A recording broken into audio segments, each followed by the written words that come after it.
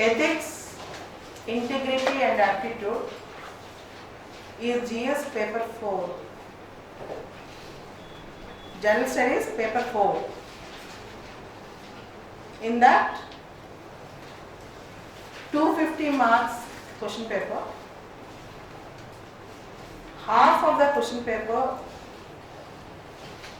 is based on theory, half of the question paper is on case studies. Some questions will come for 20 markers in case studies. Some questions will come for 25 markers.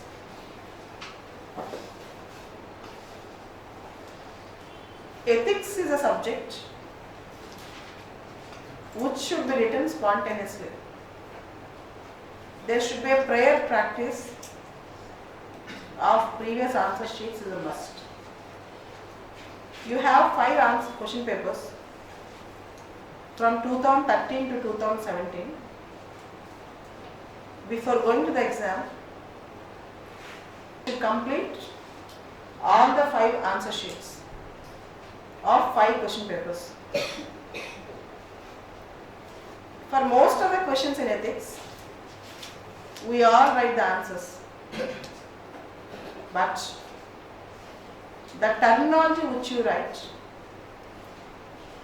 the jargon or the terminology which you use in writing the answers, examples which you give, and the mindset with which you answer the questions, and the thinkers you quote, the quotations you use in the answer sheet counts a lot. Even if you see the topper's answers in ethics, they are simple and succinct. The answers are not extraordinary. You are not asked to write heavenly answers in ethics.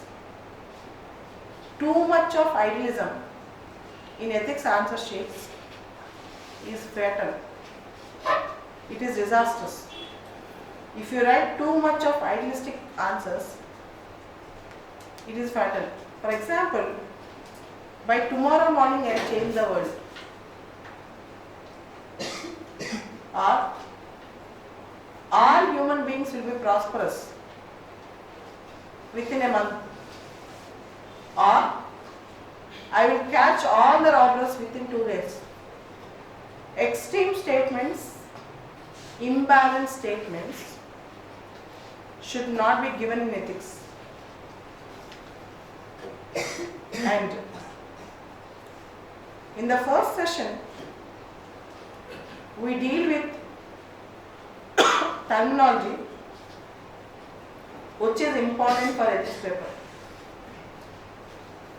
Terminology which is important for ethics paper, and also how to use the terms in various answers and case studies. I will give with examples.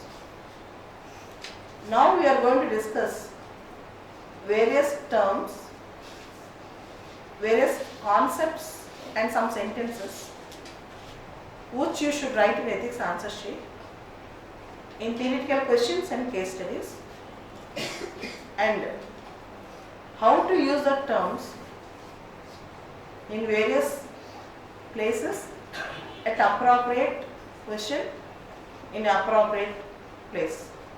So let us start this. The first point, conflict of interest. Conflict of interest.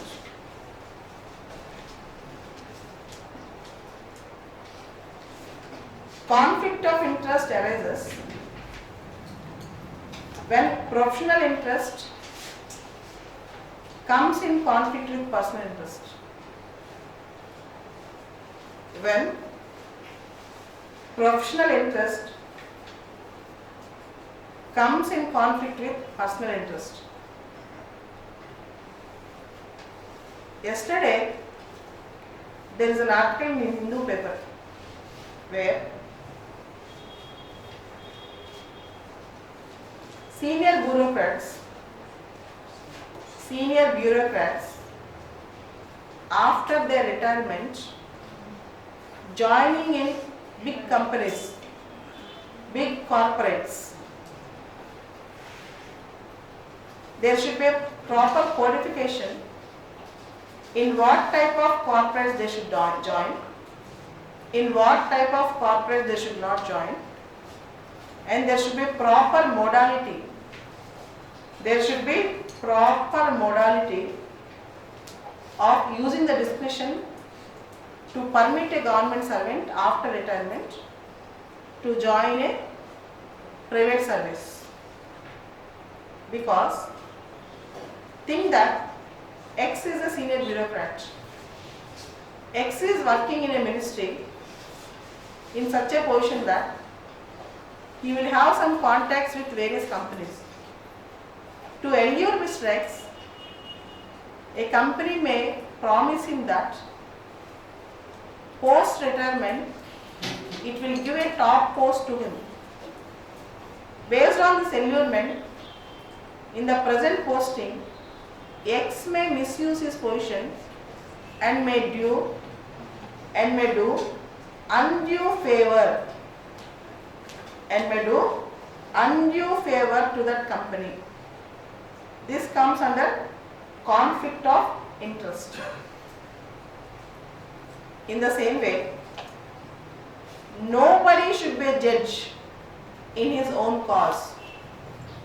When his own personal interest is involved, nobody should be allowed to judge the same case. For example, X, a lawyer, have taken up a case. After many years, he became judge. When the case in which he has argued comes before him after he becomes a judge, he cannot take generally an objective decision. He might take a biased decision. Then he should reveal the conflict of interest in the case, and then in that particular case he should step down. He should not sit in the case. In the same way, A is acting as a chairman in the interview board. For the same board, to the same interview, A's nephew is coming as a candidate. Even if A can take a meritorious decision, A should not sit as a chairman to judge him, because there is a famous proverb which you can use in ethics. Mankind can rarely take objective decisions. Mankind can rarely take objective decisions when their personal interest is involved. Human psychology tells us that mankind can rarely take objective decisions when their personal interest is involved.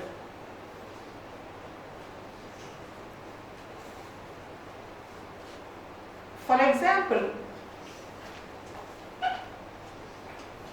X, an officer, have purchased the property from a real estate company. X is dealing with the legal issues of the real estate company officially. X might use his influence to get some favor from the company. There are many areas where conflict of interest might emerge in government services. As far as possible, we should minimize this conflict of interest. Recently, we heard about Prasad Education Trust case, where there is an allegation on various judges for undue influence, and even there is an allegation on Chief Justice of India, Mr. Deepak Mishra.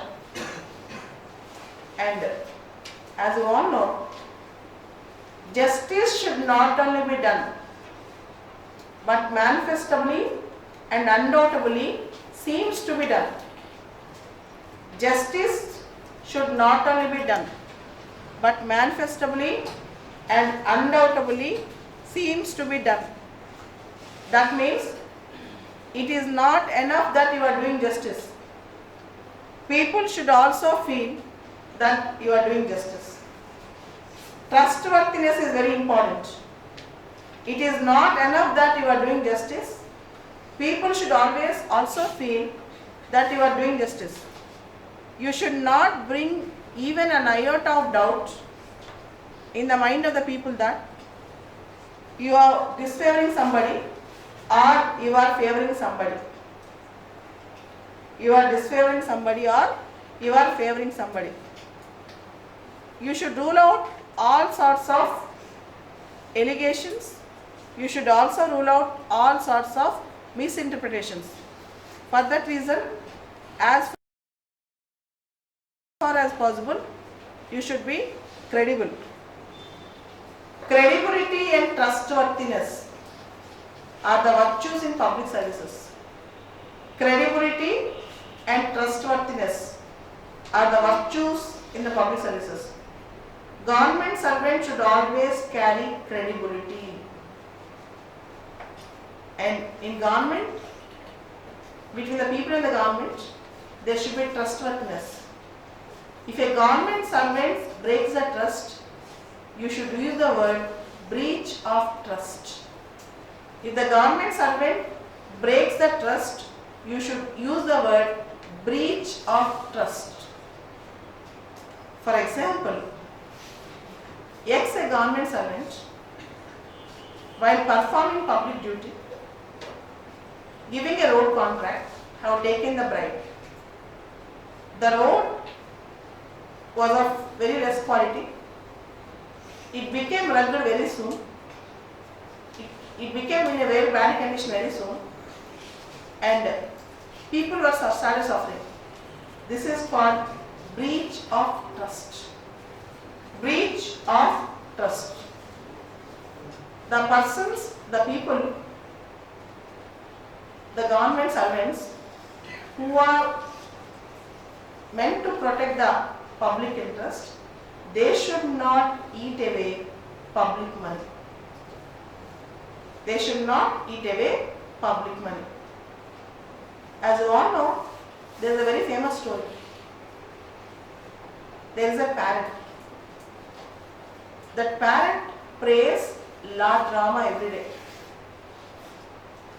The parrot has only one wish, at least to see Lord Rama once. Once Lord Rama went for hunting.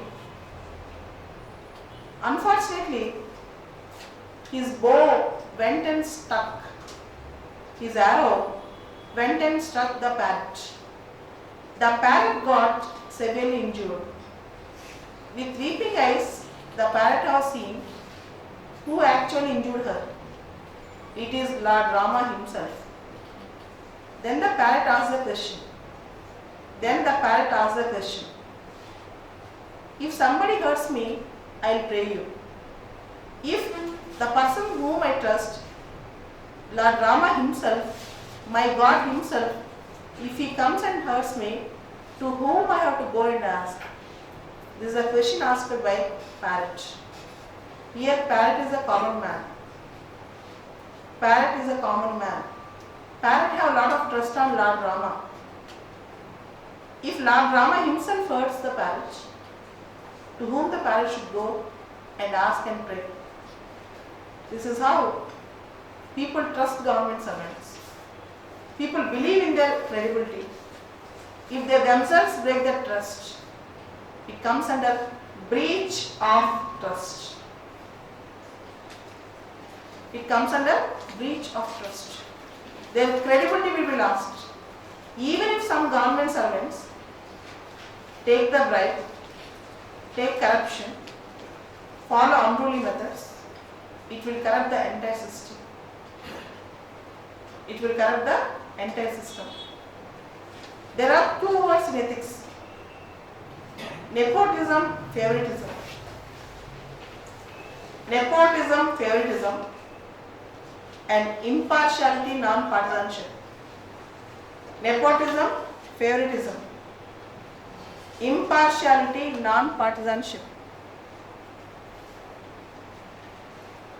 When you show some favor based on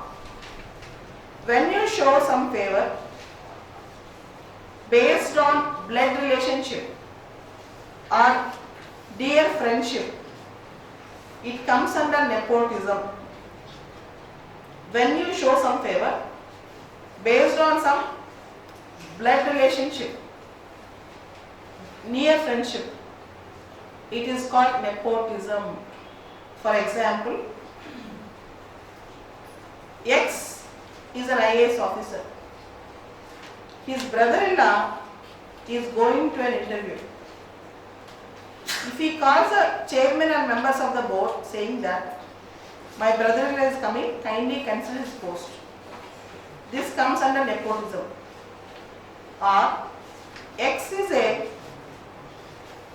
IRS IT officer. While he is dealing with the income tax issues, when he shows favor to his close friend and helping him in exonerating income tax liability, it is nepotism. X is a person who is in the government who gives contracts. X brother B is a contractor. Giving contract B to B without following proper modalities is nepotism. Nepotism means showing some favor, doing some benefit, giving some justice, helping in our own friends or relatives. Take for example, the former president of Sri Lanka, Mahendra Rajapaksa. He has all his relatives, son, brothers, all the people around him in good positions. He has appointed them. In the same way, many politicians wanted to have their own progeny, their own children, their own progeny next in their generations. All these things comes under nepotism. Favoritism. In nepotism, you will be knowing the person, you will have very strong relationship with the person. In favoritism, you might not most of the times know the person basically.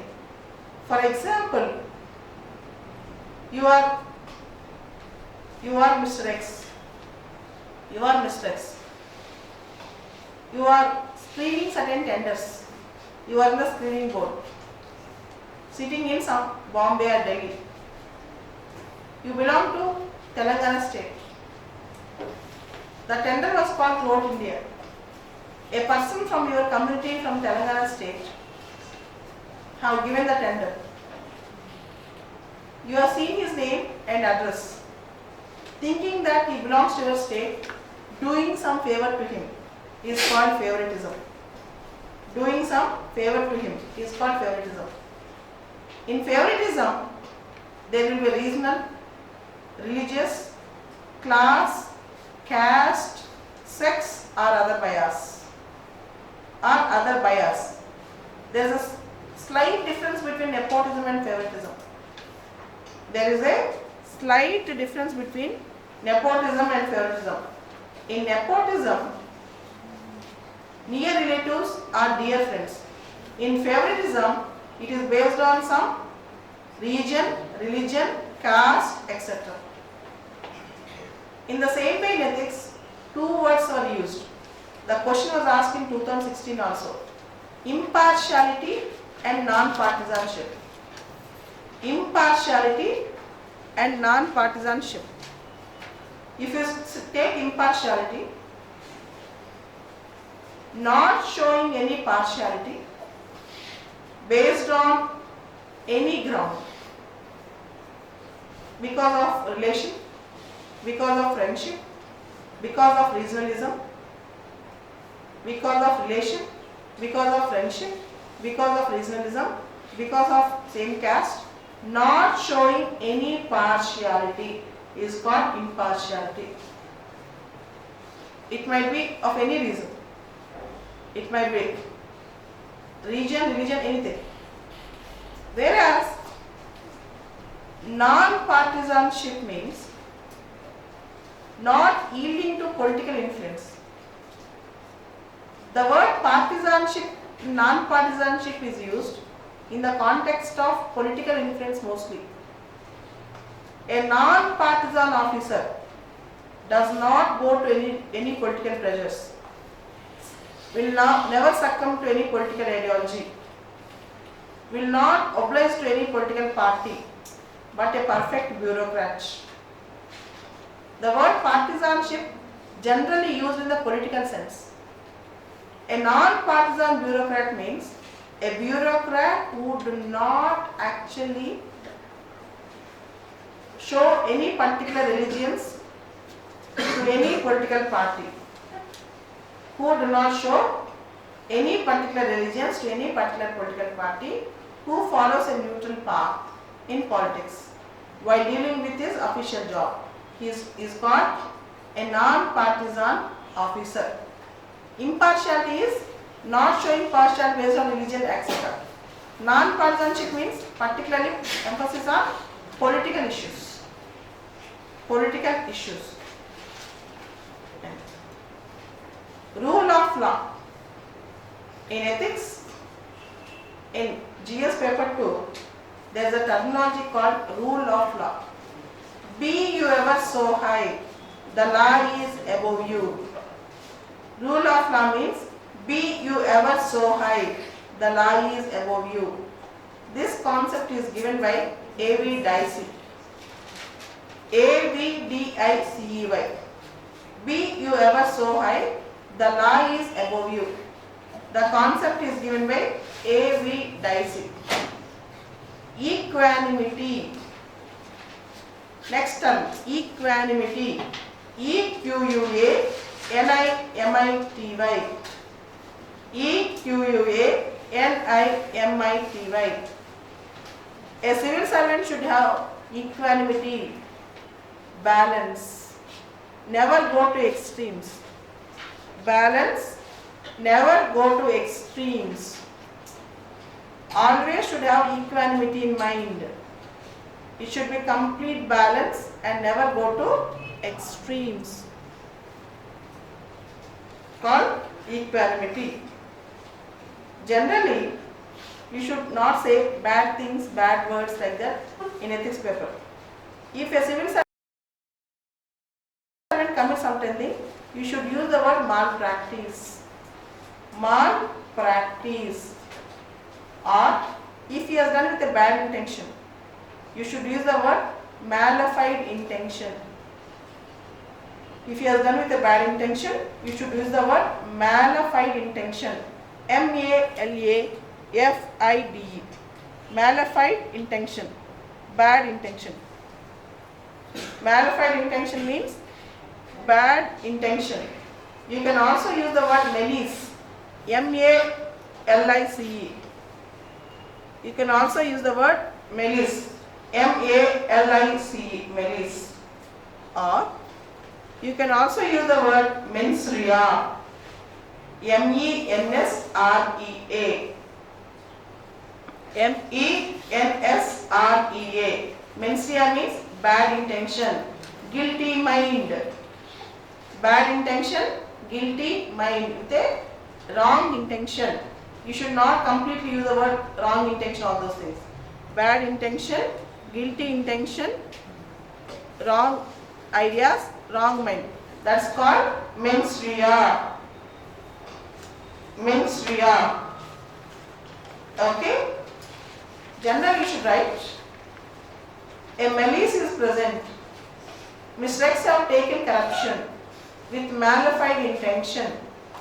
Mistakes have taken corruption with malified intention. There are two important words. Transparency, accountability. Transparency and accountability. Transparency means openness. Transparency means openness. promote transparency, automatically administration should be citizen friendly. What all decisions you take, that should be open to the public at large. What all decisions you take, that should be open to the public at large.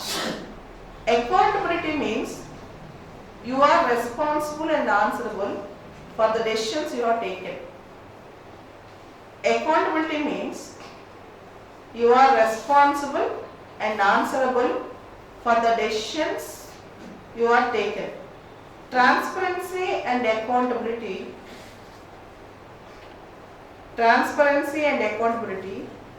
are the two great virtues in public services.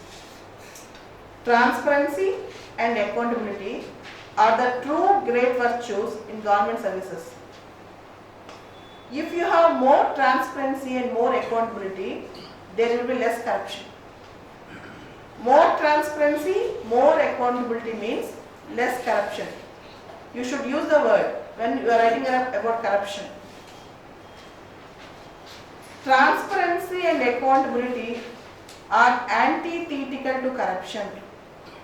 Transparency and accountability are antithetical. A-N-T-I-T-H-E-T-I-C-A-L. Transparency and accountability are antithetical to corruption. Wherever corruption exists, transparency cannot exist. Wherever transparency, accountability exists, corruption will not exist. You are accountable for your decisions. As civil servants, we should take certain decisions, judgments.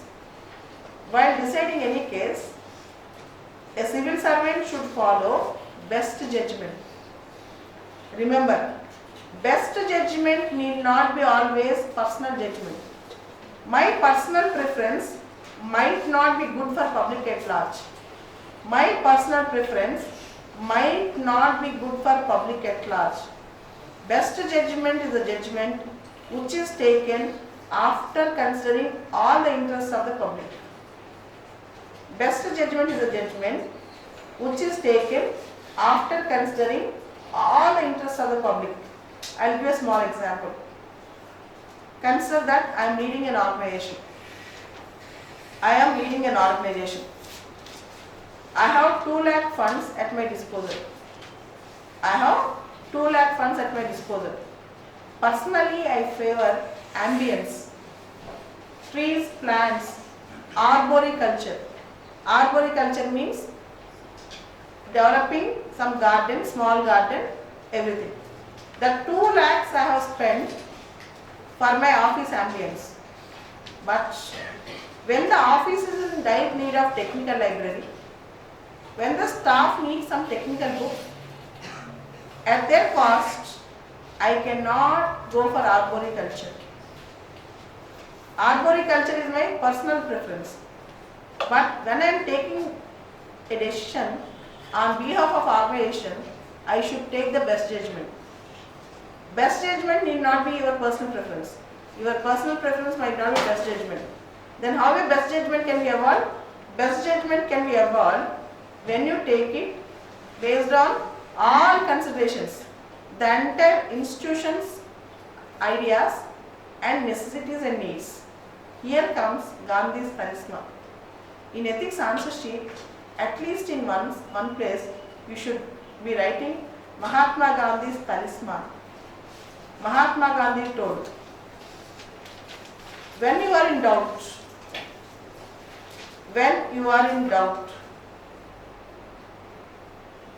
when self have become too much in you, when you are in doubt, when self have become too much in you,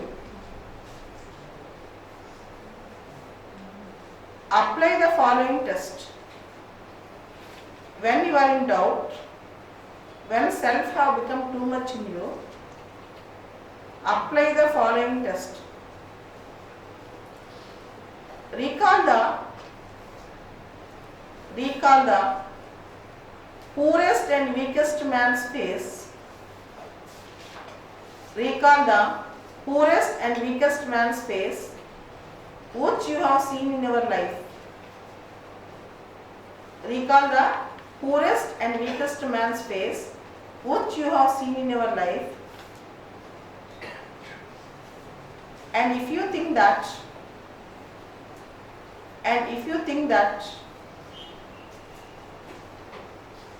your decision will bring Swaraj, if you think that your decision will bring Swaraj into his hands,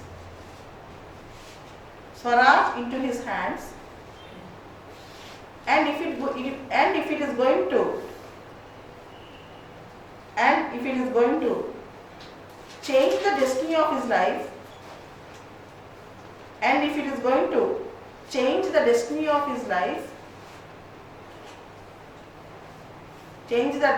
his life, go forward with that decision.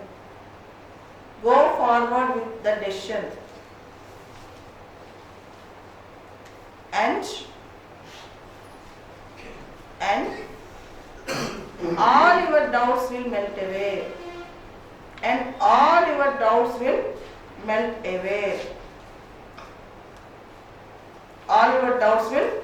away. This is Gandhi's charisma.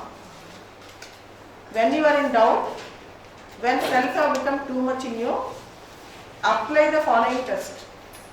Recall the poorest and weakest man's face, which you have seen in your life, and if you feel that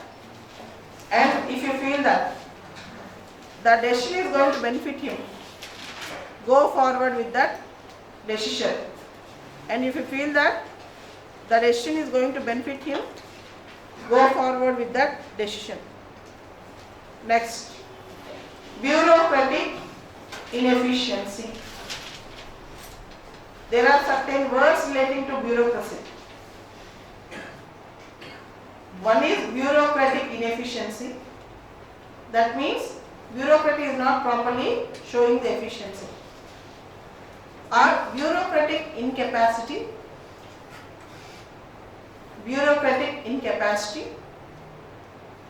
Or careless bureaucracy. CALLOUS. Careless bureaucracy. Lackluster attitude of bureaucracy.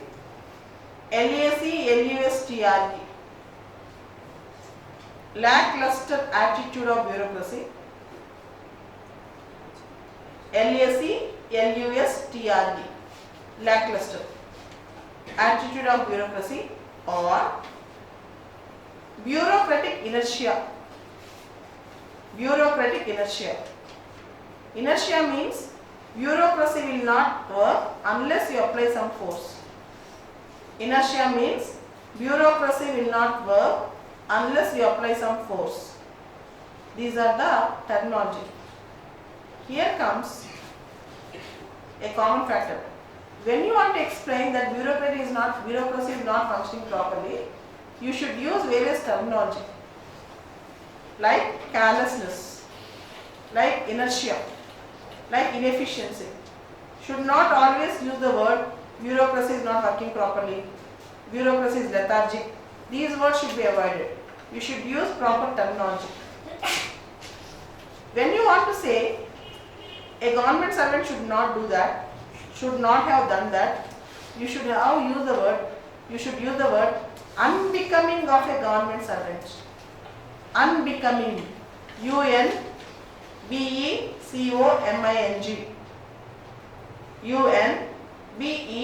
UNBECOMING.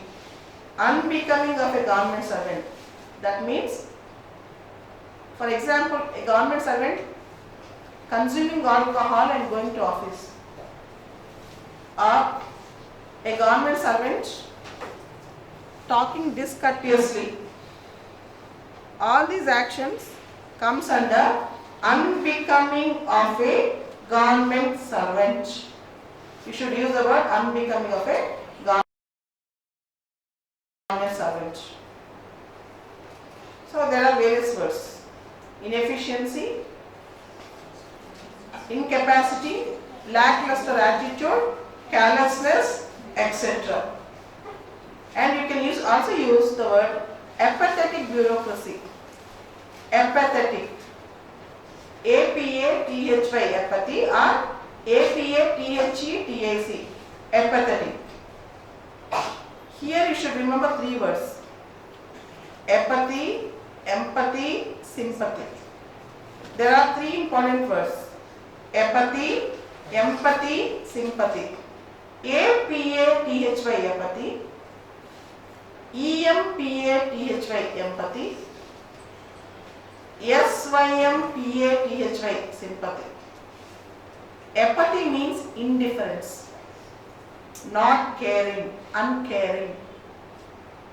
Apathy means indifference, not caring, uncaring.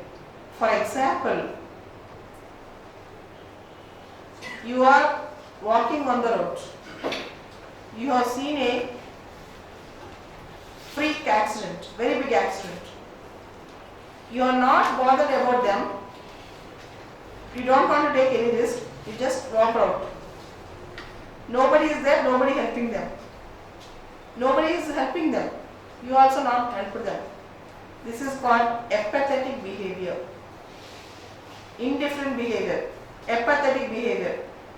As a common man, if you behave like that, it will affect you and some of the people in the society.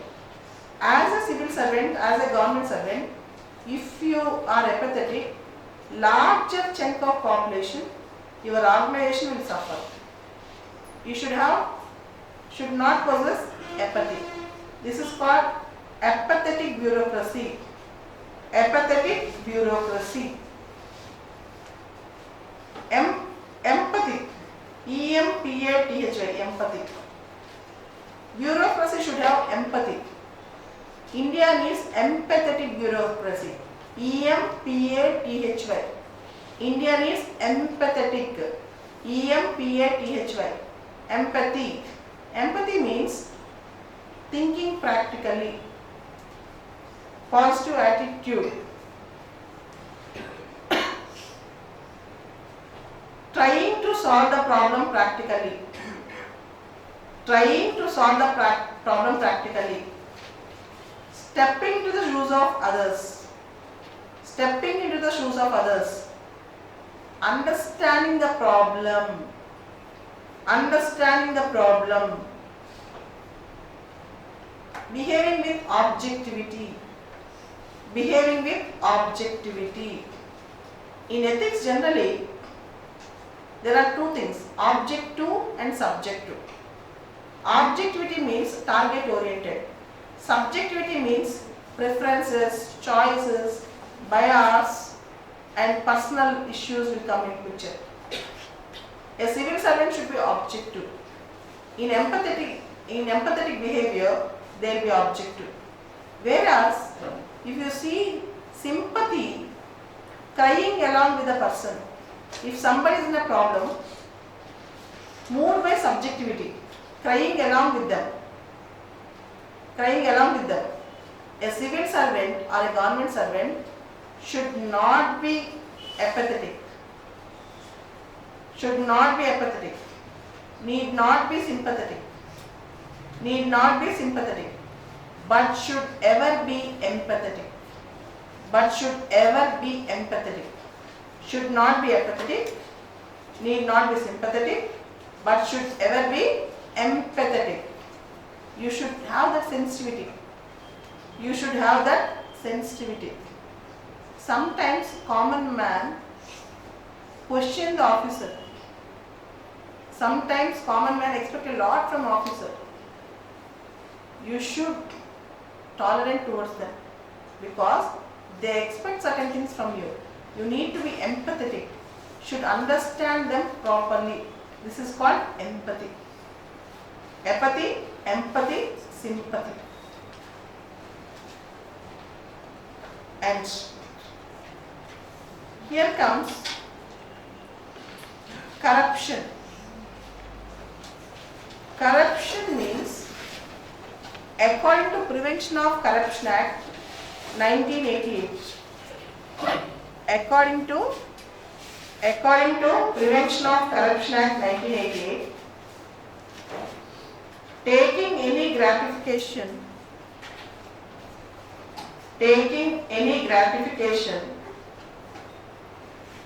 other than legal remuneration, taking any gratification other than legal remuneration for the official work or government duty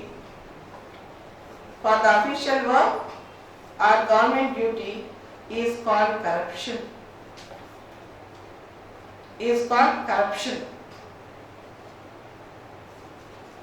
In corruption cases, there are 2-3 issues. One is, you can call it as quid pro quo. Sometimes we use the word quid pro quo. Q-U-I-D, quid. Q-U-I-D, quid.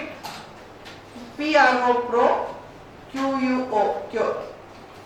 Quid pro quo means something in return.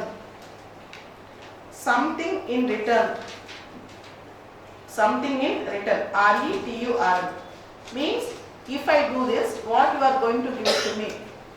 If I do this, what you are going to give it to me? Called quid pro quo. Also called as consideration.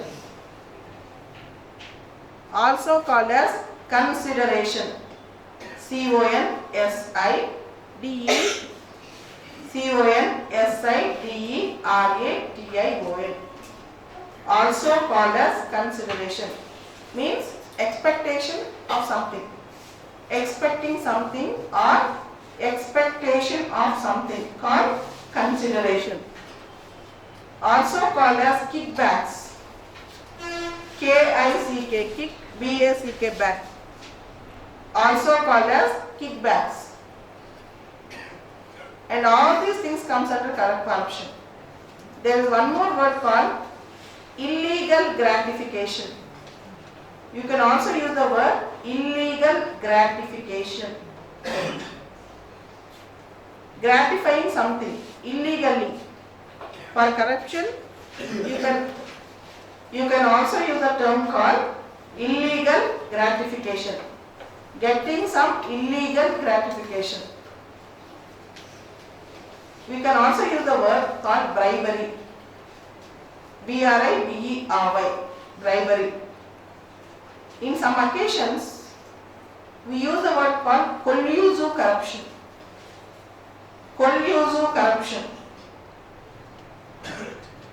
For example, you have given a road contract. You are an officer who signed the file. To give that contract, you have taken some corruption. You also very well know that the road contractor will take lot of funds from that. He won't do genuine work. You and that contractor got colluded. This is called collusive corruption. C-O-L-L-U-S-I-V-E. Collusive corruption. And corrupted people are culpable. You should use the word culpability. C-U-L-P-A-L-I-B-A-T-Y. Culpability. Corrupted people are culpable. C-U-L-P-A-B-L-E. Culpable or culpability. Corrupted people are culpable or culpability. Okay, next word. Disproportionate. You can use the word like disproportionate assets. Should not use the word more assets. Or disproportionate punishment. Disproportionate assets, disproportionate punishment, etc. Here, recently, crime, criminals, prisons, prison reforms. Recently, we are getting the words crimes, criminals, prisons, prison reforms. And criminal corrections, correcting the criminals, reforming the criminals. These words have become very important. Mahatma Gandhi believed in reformatory theory. Mahatma Gandhi believed in reformatory theory. According to him, crime is a disease. Cure it. Crime is a disease. Cure it. Jails should act as reformatory homes. Jails should act as reformatory homes.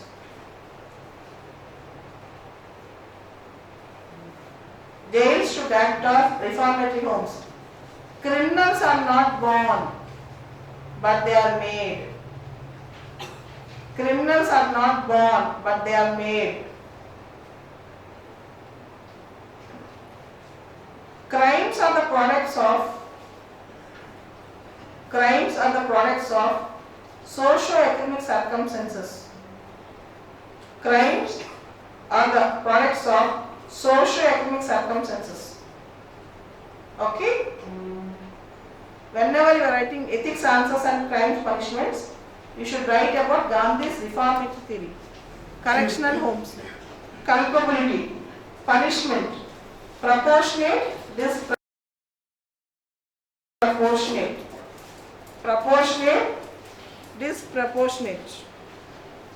Here comes next word. When you want to say bureaucracy should not follow politics, when you want to say bureaucracy should not follow politics or politically neutral, you can use the word neutral bureaucracy. Neutral bureaucracy. Okay, where bureaucracy will act as a policy continuity body and it will not interfere and get influence from politics, called neutral bureaucracy. Here you can also use the word apolitical bureaucracy. Neutral bureaucracy or apolitical. APOLITICAL. You can use both the words. Neutral bureaucracy or apolitical bureaucracy. And the opposite word for neutral bureaucracy is committed bureaucracy. COMMITTED. Nature, scope and objectives of or characteristics of the subject ethics. Nature, scope, objectives or characteristics of the subject ethics.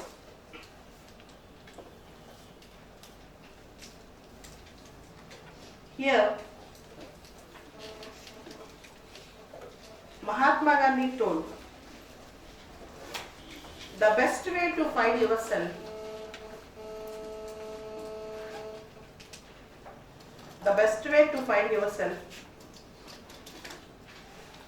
is to lose yourself in the service of the nation, service of others. The best way to find yourself is to lose yourself in the service of others. When you want to show yourself or when you want to be yourself in the best way, or when you want to make your life 100% successful, when you want to make your life 100% successful, the best way to find yourself is to lose yourself in the service of others. In this perspective, the subject ethics is very important. In ethics, in UPSC, there are theoretical questions. For 125 marks, you will get theoretical questions. In most of the theoretical questions, you will get certain questions in which you need to write some terminology and some quotations. Gandhi, Vivekananda, Mother Teresa, Martin Luther King, Abdul Kalam, Winston Churchill, Abraham Lincoln, Martin Luther King Jr., Nelson Mandela, and even some traditional thinkers like Socrates, Plato, Aristotle, even Indian thinker like Kautilya. You should also use the quotes somewhere or around relevant to ethics answers. From now on, you should at least remember some quotes, because you cannot remember all the quotations before the exam. For ethics, you should know famous quotes. For example, if you get a question, what do you mean by selfless service? How one can do so? You can start with this quote. Mahatma Gandhi said, "The best way to find yourself is to lose yourself in the service of the others." Or 2014 they have asked a question, what is happiness according to you? In the year 2014 they have asked a question, what is happiness according to you? Happiness is when what you think, what you do and what you say are in perfect harmony. Happiness is when what you think, what you do and what you say are in perfect harmony. In 2016, they asked a question. Anger is an emotion. How one can control anger? Anger is an emotion and how one can control anger. In that there is an Aristotle quote. It is easy to become angry. It is easy to become angry. Every man can become angry. To be angry at a right person. To be angry at a right person. On a right cause. On a right cause. At a right situation. At a right situation. At a right time. At a right time. Is an exclusive domain of brilliant mind. Is an exclusive domain of brilliant mind. Aristotle told, it is easy to become angry. Every man can become angry. It is easy to become angry. Every man can become angry. But to be angry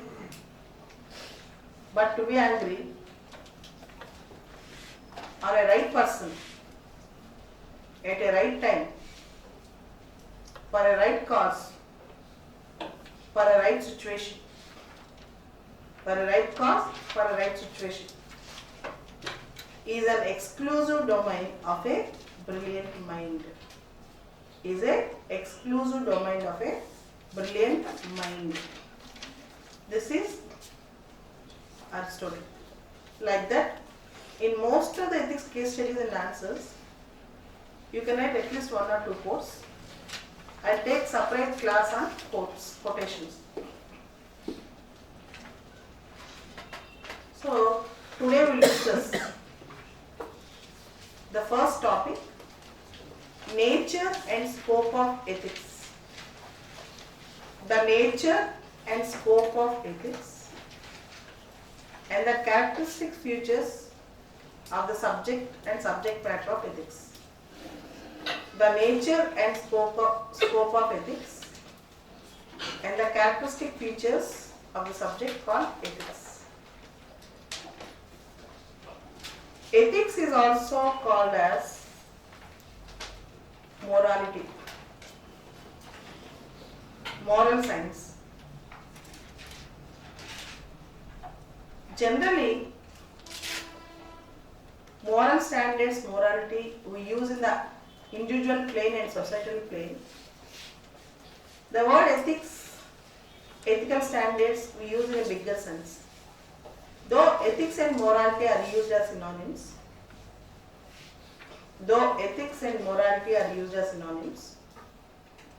the word ethics is used in a larger parlance, or ethics is used to connote a very wider domain of public standards. A wider domain of public standards.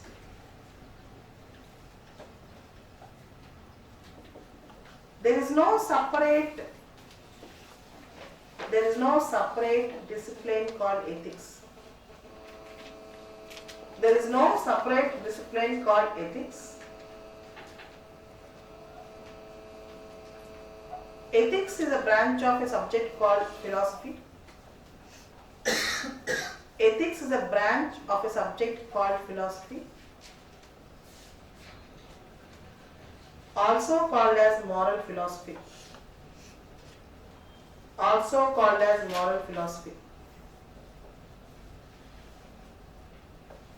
There are 5 branches of philosophy. In the subject called philosophy, there are 5 branches. One is metaphysics.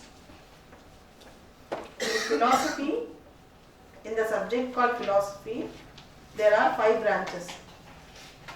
One is metaphysics.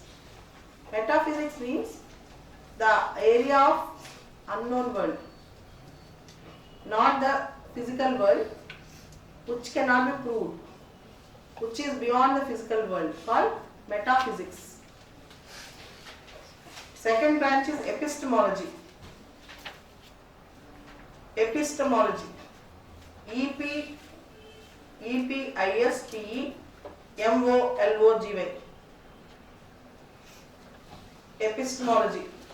E-P-I-S-T-E-M-O-L-O-G-Y. Epistemology. Epistemology means the study of knowledge and limitations of knowledge. Epistemology means the study of knowledge and limitations of knowledge. And next, logic. Next science is logic in philosophy. You will read with logic all the time. Next, aesthetics. Aesthetics. A-E-S-T-H-E-T-A-C-S. Aesthetics. Aesthetics means the study of beauty. Aesthetics means the study of beauty. And the most important one is ethics. Ethics. There are 5 branches of philosophy, and ethics is a branch of philosophy, also called as moral philosophy. Ethics is not a separate subject. It's a branch of philosophy. Metaphysics, epistemology, logic, aesthetics, and ethics. Then, morality is different from the term ethics. Generally we use as synonyms. Generally, ethics and morality are used as synonyms. The word moral values, morality we use in the societal level or individual level. The word ethics we use in the public level, also called as public morality. In the higher standards as public standards, ethics is used like that. The word ethics is derived from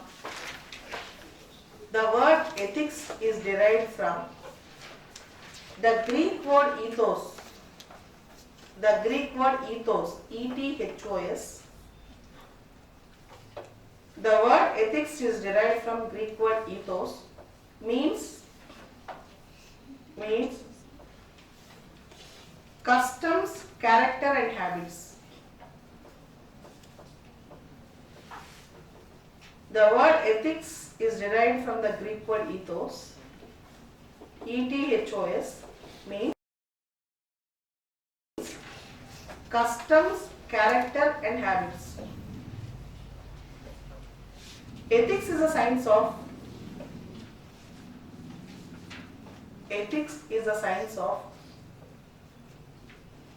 rightness, rightness,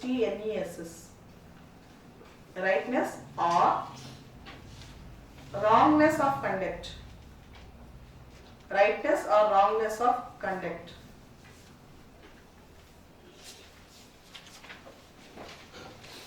Ethics is not just an individual good.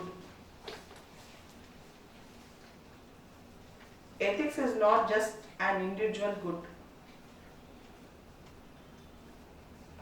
but the good of all. But the good of all. Ethics is a science of highest good. Ethics is a science of highest good.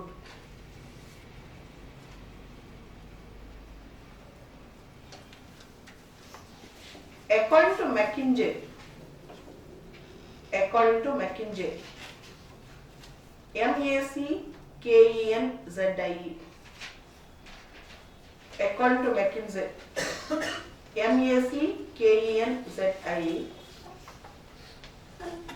ethics can be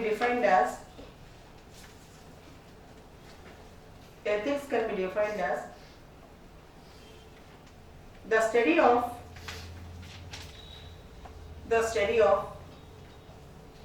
what is right or good. The study of what is right or good in conduct. The study of what is right or good in conduct. McKinsey's definition is the study of what is right or good in conduct. Next subheading, nature of ethics. Nature of ethics. Listen. Ethics is a normative science. Ethics is a normative science. What do you mean by normative? It gives some norms. It prescribes some norms. For example, thou shall not lie. One should not lie is a norm. That means you should not tell lies. Honesty is the best policy. You be honest. Or there is one golden principle in ethics. There is one golden principle in all religions. One should not do it to others. One should not do it to others what he expects that, I am repeating, one should not do it to others what he expects that others should not do it to himself. One should not do it to others what he expects that others should not do it to him. That means you should not do the same thing to others what you expect that others should not do it to you. For example, we expect that others should not deceive us, so we should not deceive others. We expect that others should not steal our property. We should not take away others' property. We expect that our near and dear one should not lie with us, so we should not lie with them. This is called what one should not do to others, what one should not, one you expect that others should not do it to you, you should not do it to others. You should not do it to others what others should not do it to you. What you expect that others should not do it to you. All these are called norms. Ethics is a normative science. All these are called norms and ethics is a normative science. Ethics deals with how one ought to be, how one should be. Ethics is an art science. OUGHT. Ethics is an art science. OUGHT. It means, it says, how one should be, how one should behave, how you should be. Ethics won't deal with what is. Generally discusses less about the present situation. It prescribes more. For example, the society is very bad. Materialism. Ethics will tell one should follow virtuous life. Okay, what is means it will the subject of descriptiveness. Ethics is not a descriptive science. Ethics is a prescriptive science. Ethics is not a descriptive science. Ethics is a prescriptive science. That means ethics deals with prescription. How one should be, how you should be. It will prescribe how one should be, how you should be. That's called prescriptive science. Ethics deals with right or wrong, not with true or false. Ethics is not a factual subject. Ethics deals with right or wrong, not with true or false. Sun rises in the east. True. Is it true? But ethics cannot be verified like that. For example, if you follow a truthful life, you will get this benefit. I cannot prove that benefit. The proof of or the benefit of following ethical life cannot be shown. The proof of or the benefit of following ethical life cannot be shown most of the times in the world. That means, what is the purpose of following ethics? Will you get any material benefit or will you get any physical benefit? Most of the times no. Most of the times no. The benefit of ethics, the benefit of following ethics, the benefit of ethics, the benefit of following ethics cannot be seen most of the times in the physical world. Ethics is not a factual subject. Ethics do not deal with true or false. Ethics is not a factual subject. Ethics will not deal with true or false. Ethics deals with right or wrong. Deals with right or wrong. Ethics is a means to an end and also an end. Ethics is a means to an end and also an end. Means means the path for a very good society. Ethics means it is a means.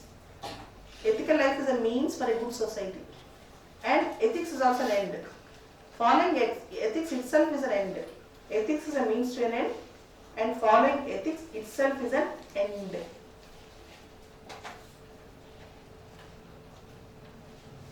Ethics, the subject of ethics, cannot be studied through textbooks. Like we study polity, history, economy or geography, we cannot study ethics in textbooks. What is the best textbook for ethics? Human conscience, our own conscience, is the best textbook for ethics. Generally in ethics we will get various doubts. What type of life one should follow? What type of life one should adopt with? Our conscience is the first and a basic textbook for ethics. Basic notes for ethics. And ethics as a subject can be taught in the classroom. Ethics as a subject for examination can be taught in the classroom. But while writing ethics answers in the UPSC or somewhere, you should actually put your heart into that. The subject of ethics cannot be taught in the general sense in 1 or 2 months. It should be nurtured. It should be nurtured in the long run. It should be nurtured in the long run. Ethics cannot be compared with physical sciences like biology, like physics. Ethics cannot be compared with physical sciences because the subject of ethics is so volatile, so diluted. You cannot comprehend it and keep it in a textbook or show results like physical sciences. We cannot show always cause and effect relationship. We cannot prove always cause and effect relationship in ethics. It is not a systematic science like a biological science or a physical science. It is not a systematic science like a biological science or a physical science.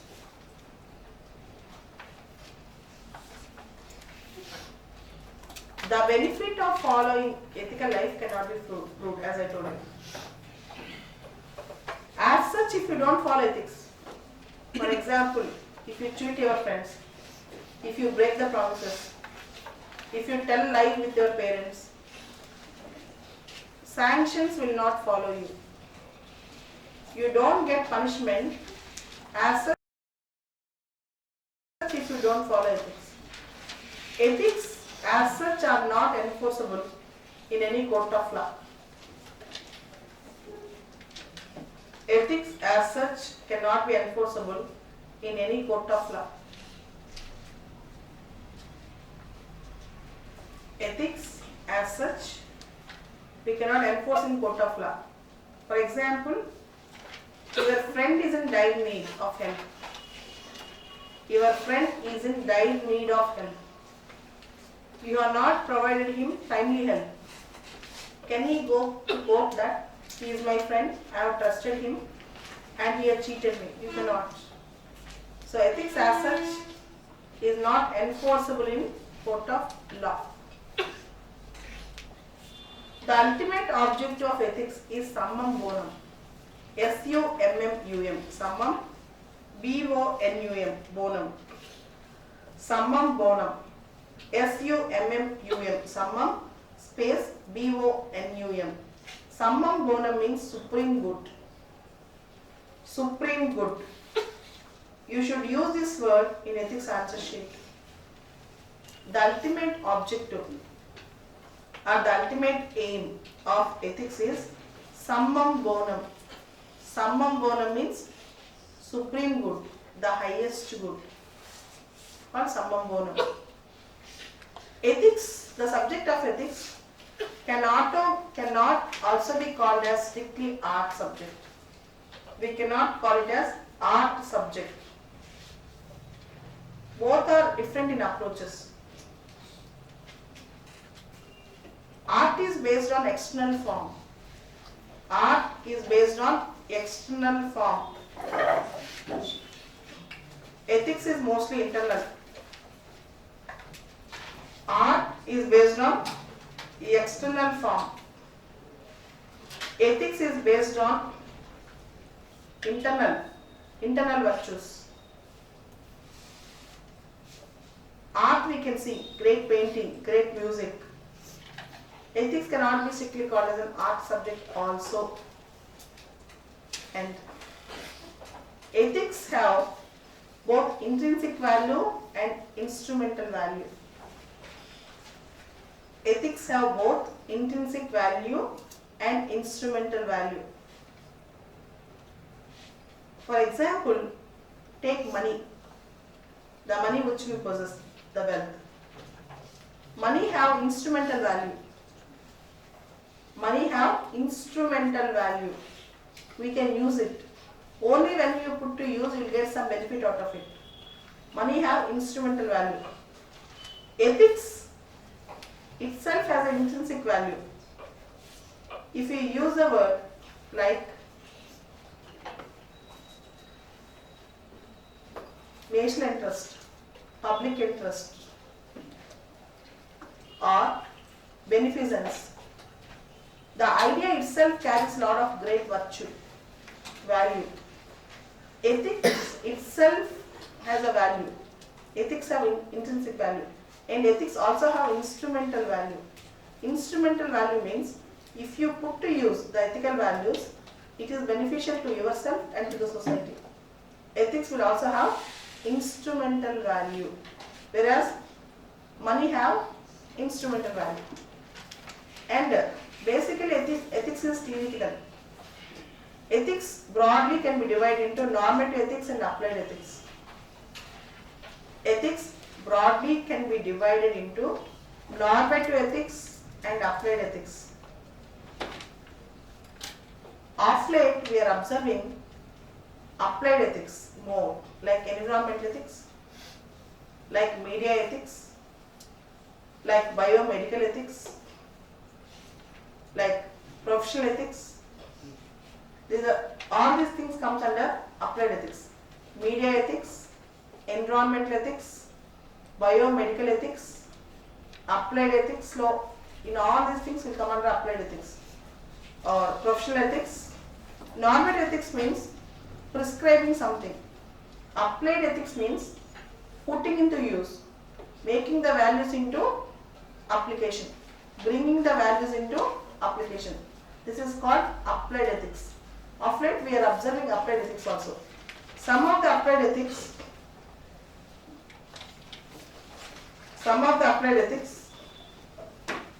we also use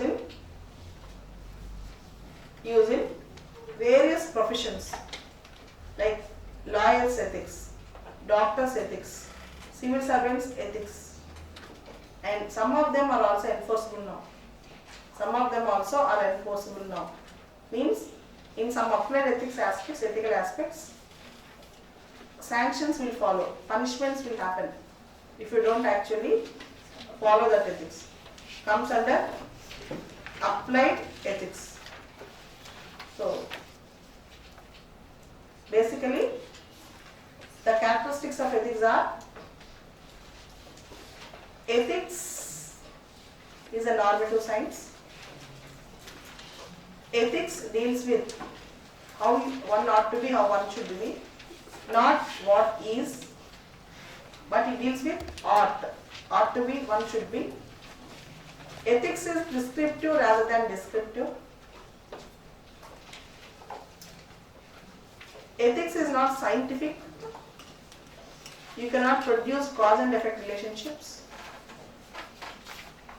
Ethics won't deal with true or false, but right or wrong. Ethics won't deal with true or false, but right or wrong.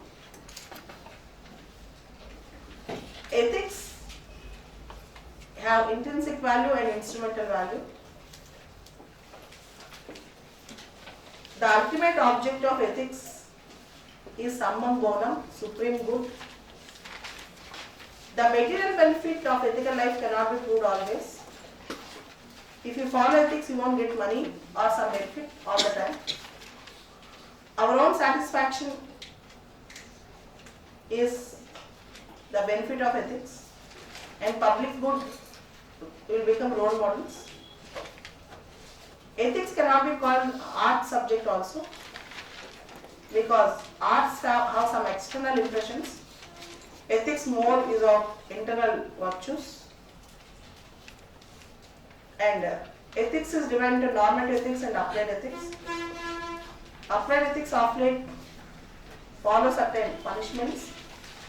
Applied ethics includes environmental ethics or media ethics or professional ethics, all these things. And ethics, there is no best textbook for ethics. As you read political history in textbooks, you cannot read and by heart ethics so that you will be an ethical person. Our own conscience actually tells what is good thing and bad thing. Rest, ethics cannot be taught as a crash course, because ethics should be nurtured. And just because you will get very good marks in ethics answer sheet does not mean we are ethical persons. Just because we teach ethics does not mean I follow ethics. And this is ethics, the the nature, scope and characteristics.